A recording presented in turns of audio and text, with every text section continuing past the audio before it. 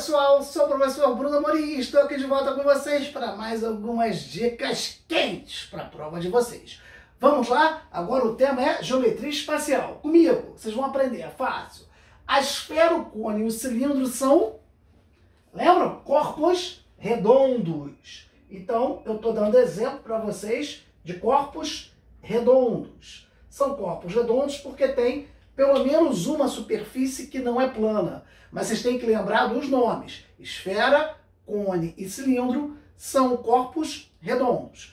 Ah, professor, mas além dos corpos redondos, tinha outros sólidos geométricos que a professora estudou. Sim, com certeza. São os poliedros. Os poliedros são sólidos cujas superfícies, todas as superfícies, que são as faces, são planas. Então tá aí a diferença entre poliedros e corpos redondos. Nos corpos redondos eu tenho pelo menos uma das superfícies não plana. E nos poliedros todas as superfícies são planas. Vamos avançar então? Agora eu vou trabalhar com vocês dois poliedros famosos, prisma e pirâmide. Vamos lá comigo?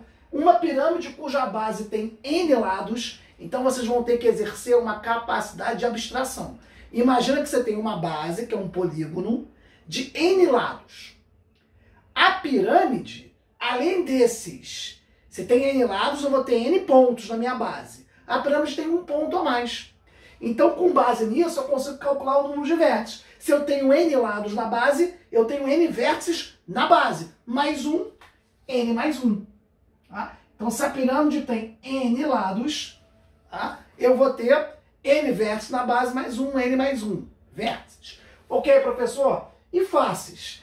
A pirâmide é tranquilo. Cada lado da base tem direito a um triângulo. Porque as faces laterais das pirâmides são triângulos. Se eu tenho N lados, eu vou ter N faces triangulares, mais a base. Então, numa pirâmide, o número de faces também é igual ao número de vértices, ok? Bom, e o total de arestas? Tranquilo também, se liga na dica. Se eu tenho a base com N lados, de cada vértice da base, vai subir uma aresta para o ponto P. Então, eu vou ter duas N arestas. As N arestas da base e mais as arestas que sobem para o ponto P. Então, numa pirâmide, eu vou ter duas N arestas. Vamos agora para a questão de número 4. Eu tenho um prisma. E o prisma tem N lados. Ora, como é que funciona isso? Se eu tenho um prisma de N lados, eu tenho N lados numa base, N vértices. Também tenho a base de cima, porque todo prisma tem duas bases iguais, não é isso, galera? Então eu vou ter N vértices na base, N vértices em cima, eu vou ter dois N vértices. Muito bom. Beleza. E quantas arestas eu vou ter? Se eu tenho duas bases, cada base vai ter N lados, que vão virar arestas. Então eu tenho N arestas numa base, N arestas na outra base, e eu tenho que ligar os vértices de uma base à outra, também por mais N arestas. Então, N arestas na base, N arestas na base de cima e N arestas ligando essas duas bases. Então, eu vou ter 3N arestas. Agora, vamos para as faces de um prisma. Num prisma, as faces são retângulos. Se eu tenho uma base de N lados, eu vou ter um retângulo para cada lado. Então, eu vou ter N faces laterais, mais as duas bases. Então, eu vou ter N mais duas faces. Vou treinar com vocês agora exatamente o que eu expliquei no item 4.